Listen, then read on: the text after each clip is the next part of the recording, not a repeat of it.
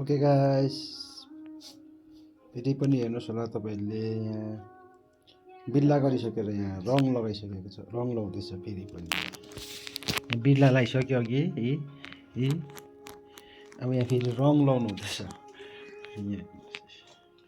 आजको चाहिँ हाम्रो काम चाहिँ भर्खर म्याट धोएर आएर अब अल्छी लाग्छ के गर्नु।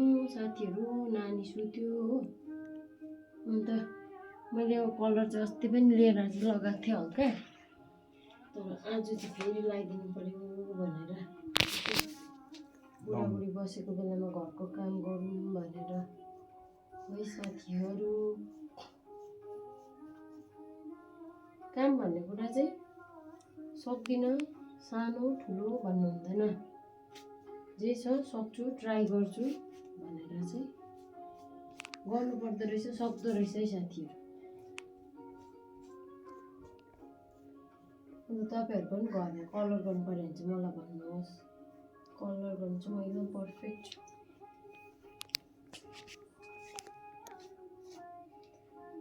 जिन्दगीमा यस्तै हो साथीहरू, दुःख सुख भनेको यस्तै हो। दुःख भन्ने कुरा चाहिँ सबैको जिन्दगीमा हुनुपर्छ अरे क्या। दुःखले चाहिँ हरेक दिन एउटा नयाँ पाठ सिकाउँछ अरे हो, अलिकति लाग्यो। त्यही कारण दुःख चाहिँ मान्छेले चाहिँ कहिले सुख मात्रै पनि नहोस्, दुःख मात्रै पनि नहोस्। तर हाम्रो जिन्दगी चाहिँ दुइटै बराबर छ, कहिले खुसी कहिले दुःख हो। अन्त यस्तैमा खुसी हुनु सिक्नुपर्छ है। जे छ त्यसमा खुसी हुनु सिक्नु पर्दो रहेछ। समयले सबै सिकाउँदो रहेछ साथीहरू, होइन? सानो भएको घरलाई नि सफा चिटिक्क बनाएर बस्नु सिक्नु पर्दो रहेछ। ठुलो महल खोजेर पनि हुँदैन है साथीहरू।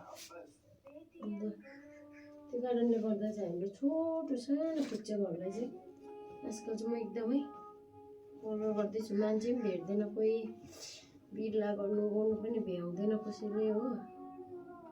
अन्त त्यसले गर्दाखेरि चाहिँ म आफू नै गर्छु सकेको जति भनेर चाहिँ म अहिले लागि परिरहेको छु। मेरो बुढाले चाहिँ केही जान्दैन यस्तो कामहरू चाहिँ, तर उसले नजाने पनि ठिकै छ, म गर्छु, उसले भात पकाइहाल्छ हो। ऊ अलिक यस्तो कामहरूपट्टि छैन।